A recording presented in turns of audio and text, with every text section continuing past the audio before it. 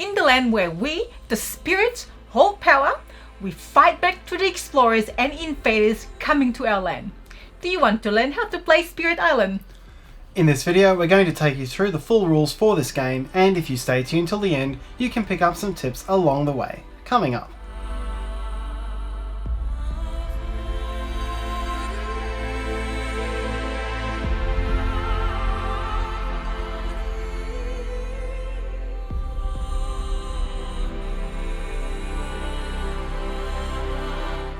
Hi, it's Tarrant. And Stella from Maple University. We bring you a variety of quality board game videos.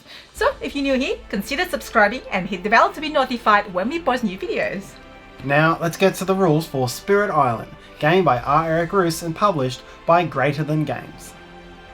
Spirit Island is a cooperative game for 1 to 4 players, in which the players play the role of incorporeal spirits attempting to protect their island from the invaders.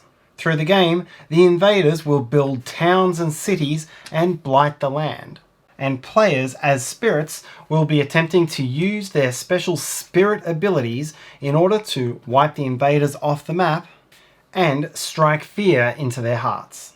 The more fear the players instill, the easier it will be to get the invaders to flee the land. And if the players can make the invaders flee before the land is blighted into oblivion, then they win the game. I'm going to teach this game a little bit differently. Before I take you through any of the rules, I'm going to start by going through a detailed thematic explanation of your island and what's happening to it. I'm going to do this because the sequence of steps in a turn does not match the logical flow of the story, and so it will help you to know the story first before the sequence of turn.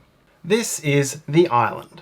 On the island live the semi-nomadic tribe known as the Dahan, represented by these little huts. The Dahan live in harmony with the natural balance of the land. Maintaining the natural balance of the land are you, the spirits, representing things like the vital strength of the earth or lightning's swift strike. You are essentially dormant spirits. You have a small presence in small locations on the island, but essentially the Dahan do a good job of keeping the island stable, and therefore you don't have to spread your influence very far. Then come the invaders. First appearing on the island are small bands of explorers who will set up in different lands across the island. As they establish little strongholds on the island, they will start to build towns, and then cities.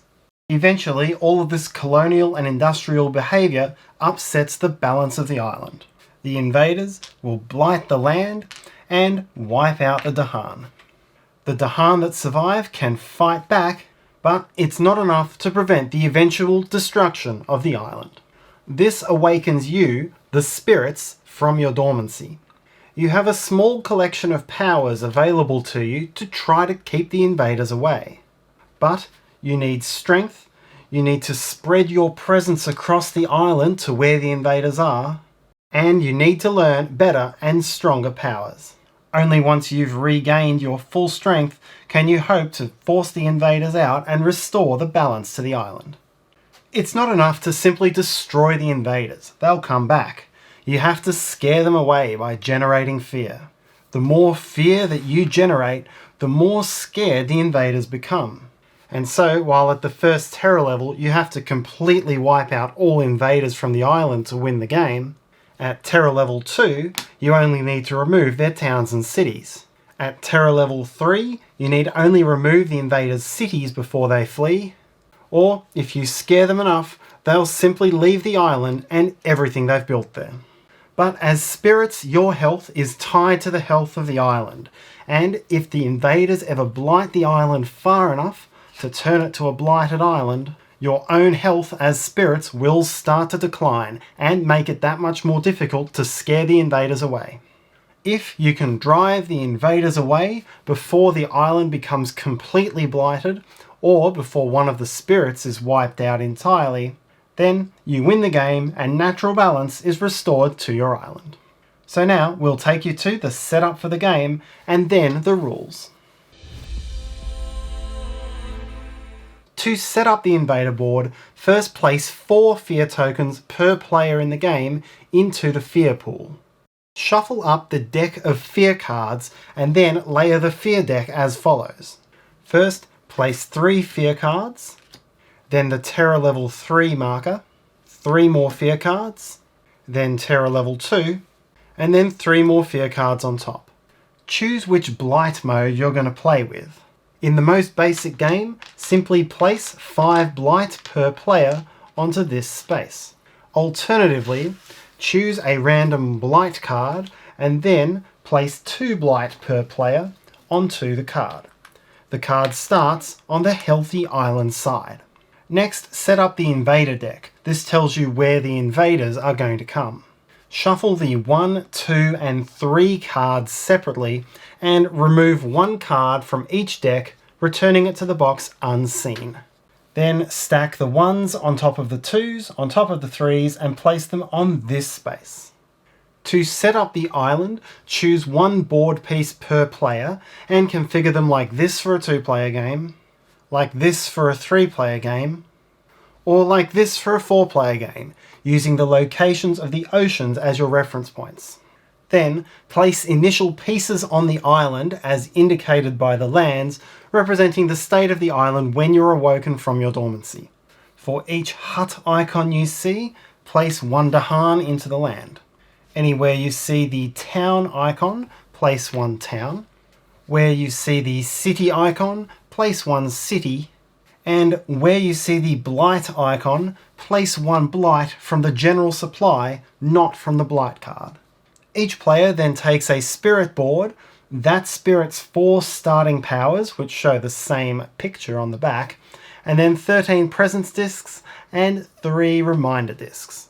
The spirit board shows you the complexity of that spirit, and there are 4 low complexity spirits that you can use for your first game. Then follow the setup instructions, which tell you where to place your initial presence on the board. Each player chooses a different one of the board fragments that makes up the island, and then follows their specific setup instructions for presence on their board. Then flip your spirit board over and place a presence disc on each space other than the first one of the energy and card play tracks. Finally, flip the top card of the invader deck and then place 1 explorer, which is the little man figure, into each land of that type. Advance that card to the build space and you're now ready to play. Each round of Spirit Island is played in 5 phases, remembered here on the invader board. First is the Spirit phase, where each of the spirits will grow, placing more presence on the board, then gain energy, which must be spent to play powers, and then choose the powers they'll be playing in this round. Player powers are divided into 2 types, fast and slow, and the next step is to resolve any fast powers. Then comes the invader phase, where you'll resolve the effects of your blighted island and fear, and then you'll draw a new card from the invader deck, and they'll explore, build, and ravage the land. Then players will resolve any slow powers they've played this round, and then time passes to the next round, which is cleaning up to start again. So now we'll look at each phase in sequence. In the growth phase, each player chooses one of the unique growth options available to that spirit. Combinations differ, but they all have the same sorts of possible effects. This effect is to reclaim cards, which allows a player to pick up any power cards that were used in previous rounds from the discard pile and return to hand. This icon allows the player to add 1 presence to the board. First, choose the leftmost disc from one of these 2 spaces. This will either increase your energy income or your card plays. Then add it to the board. The arrow icon shows your maximum range, and this is the maximum number of lands away from an existing presence that you may add your new presence. So here the player could add the presence at a distance of 0, 1, or 2 from any existing presence. Lands which join only at a corner are considered adjacent. Players may have more than 1 presence in a land, and if they do, this is called a sacred site for that player. Certain stronger abilities in the game can only be used on or in the vicinity of a sacred site, and so this is why players may wish to consolidate in this way.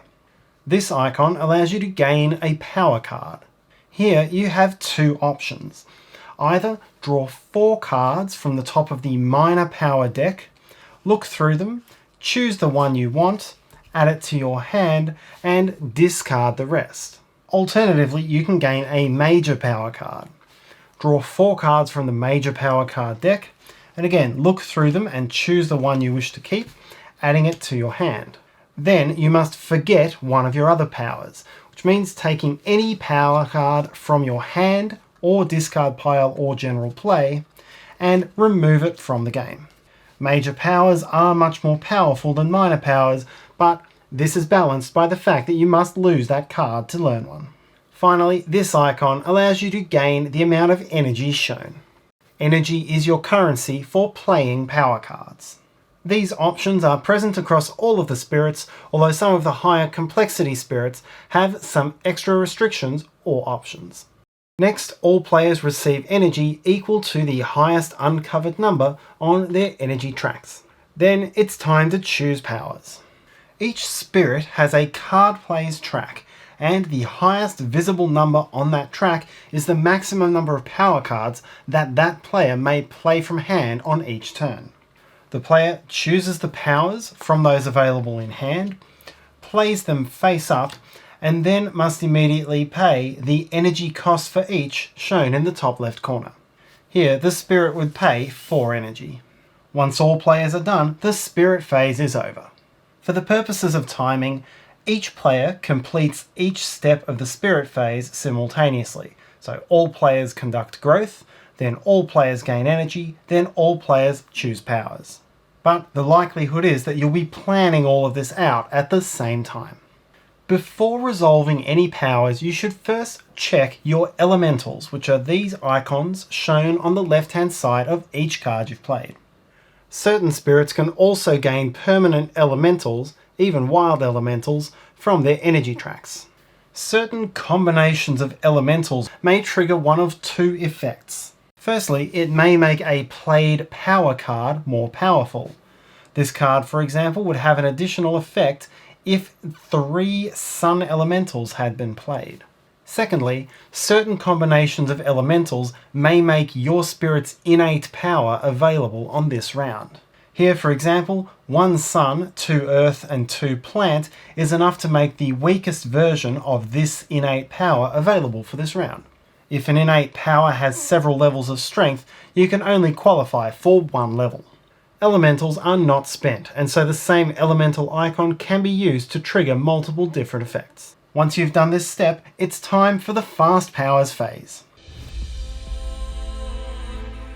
In the fast powers phase, players may resolve each fast power represented by the red bird icon that they have. Players may act in any order and do not have to completely finish their turn before another player goes. The key restrictions are that slow powers cannot be played in this phase, a power cannot be played to interrupt in the middle of another power, and no power, whether innate or card, can be resolved more than once. Each power has a target. On this icon, the power targets a spirit that is one of the players. Such powers do not have range. Other powers target a land, and that's shown by something saying target land. Each such power may target only a single land that is a single space on the island, unless otherwise stated. The land type must match what is shown in this box, so here it could be any land, here it must be a land containing at least 1 Dahan. The target land must also be within range of your presence. Here it would be range 1 of any presence, while here it would be within range 1 of one of your sacred sites. Remember, that is where you have 2 or more presence. Then, resolve the effects of the power from top to bottom, skipping over any that are impossible to complete in this location. And so now, let's look at some of these effects.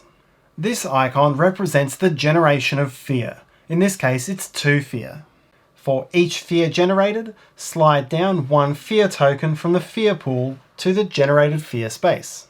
If the fear pool is ever empty, move the top card from the fear stack into the earned fear cards pile, and if this reveals a new terror level marker, advance that terror level marker to this section on the right hand side of the board.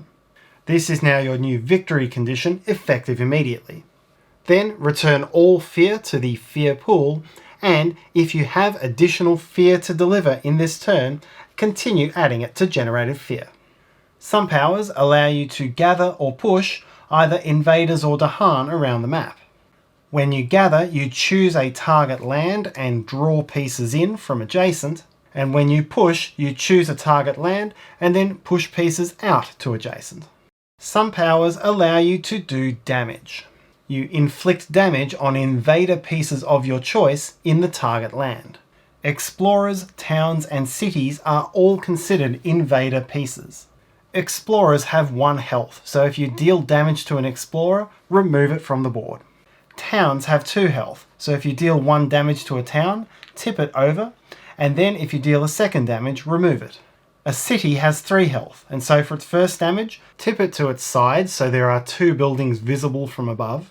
For its second damage, tip it this way so there's only 1 building visible from above. And for its third damage, destroy it and remove it from the board. Anytime a town is destroyed, you generate 1 fear, and anytime a city is destroyed, you generate 2 fear. Note that any partially damaged towns or cities will heal at the end of each round. Some powers may force you to damage the Dahan. The Dahan have 2 health, and so if damaged once, flip them over, and if damaged a second time, remove from the board. Some powers allow you to outright destroy invaders without having to go through the process of damaging them. In these cases, simply remove the pieces from the board and generate fear as before. Some cards will add blight to or remove blight from the target land. Any added blight is taken from the blight card, and any removed blight is returned to it. I'll have more on how the blight card works a little bit later. The last major type of power is to defend, and this is always a fast power. Defending reduces the amount of damage done by the invaders during the invader phase, so we'll discuss it when we get to that phase. But for the moment, you can place your defense marker, showing the shield, into the target land to remind yourself that you have placed a power to defend it. There are some other unique power types for which you should simply follow the text. For powers like this one, which influence something which happens later in the turn, you can use one of your reminder tokens as an aide-de-memoire. Once all players have finished playing any fast powers they wish to play, this phase is over. Any fast powers which have not been resolved cannot be held over to the slow powers phase. They will simply not be resolved this turn. Then proceed to the invader phase. The invader phase takes place over 6 steps: Blighted Island, Fear, Ravage, Build, Explore, and Advance invader cards. In the Blighted Island phase, check your Blight card. If it's on the Healthy Island side, do nothing. If it has been flipped to the Blighted Island side, then resolve the effect in text at the top of the card. This effect is going to weaken the players, either by removing their presence from the board or by affecting their power cards. If you're playing without the Blight card, then nothing happens in this phase. Next comes the Fear phase, and this is the only step of the invader phase which is positive for the spirits. First, flip over any earned fear cards from this round. Then check your current terror level. Here it's 2. Then resolve the effect on the fear card corresponding to your current terror level. This will normally allow the spirits to remove or destroy some of the invaders from the board. Once you've resolved a fear card, discard it and resolve any more until the stack is empty.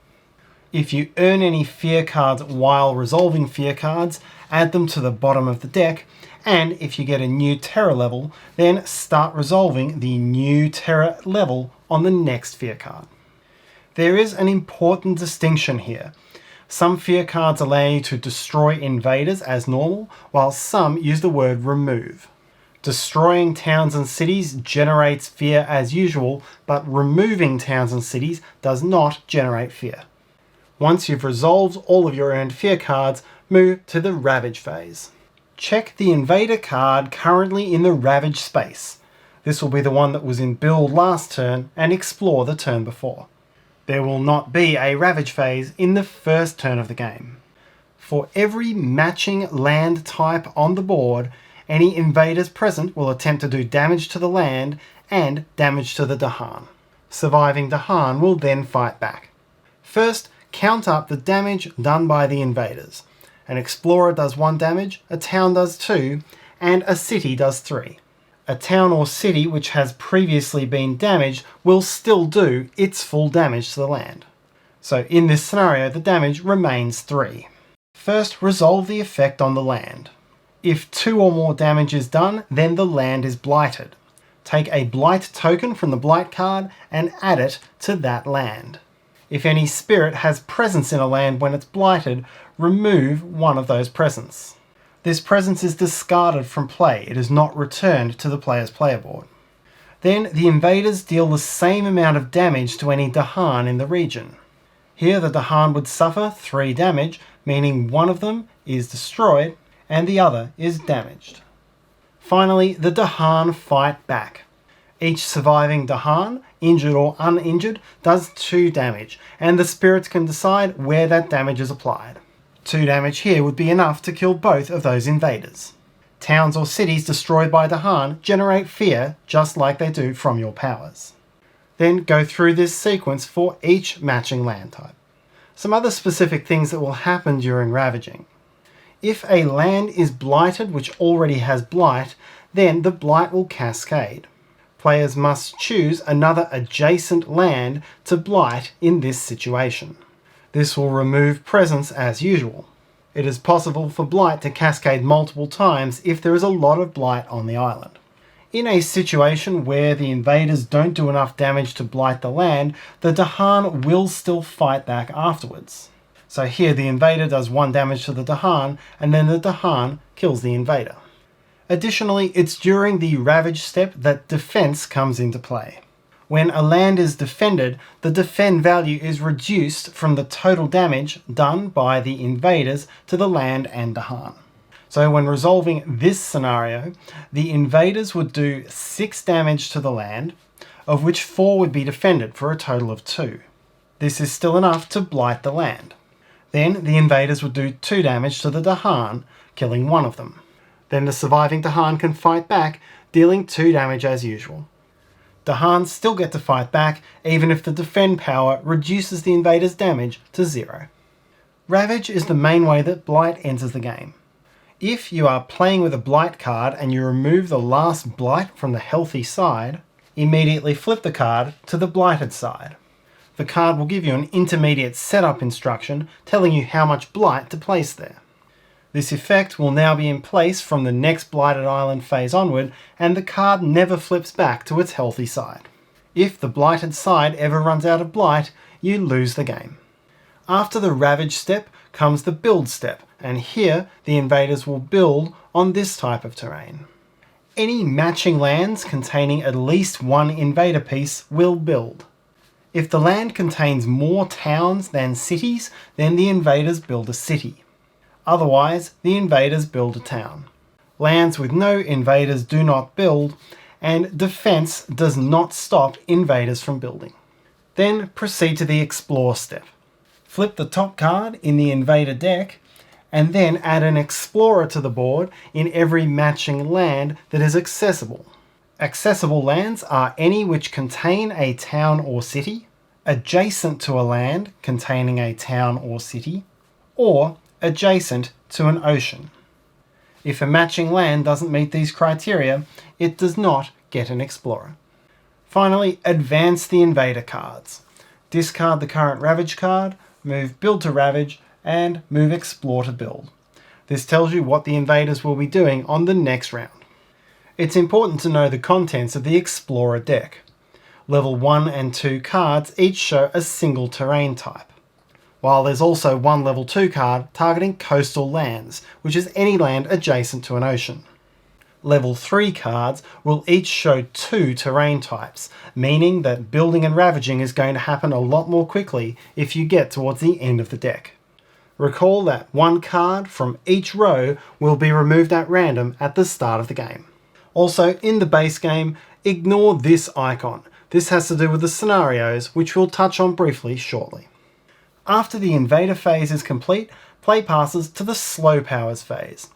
This is resolved exactly the same way as the fast powers phase, except using the player's slow powers.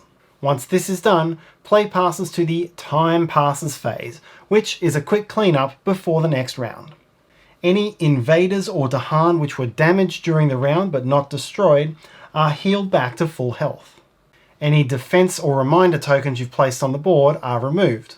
And all power cards played this round are discarded to that player's personal discard pile. These must be reclaimed before the player can use them again. Play then proceeds to the next spirit phase. The last important thing to remember in gameplay is that each spirit has special rules associated with it. These are printed in the bottom left corner of the spirit board. These don't function in the same way as your other powers in the game, but it will either give you some ongoing passive effect or some change to the game's rules. The basic spirit Vital Strength of the Earth, for example, has a strong defensive ability, while the Bringer of Dreams and Nightmares, a more advanced spirit, doesn't damage any of the invaders but instead does fear, and you'll need to adjust the rules on the different power cards to reflect that. You need to make sure you understand your spirit's special rules as you develop your plans.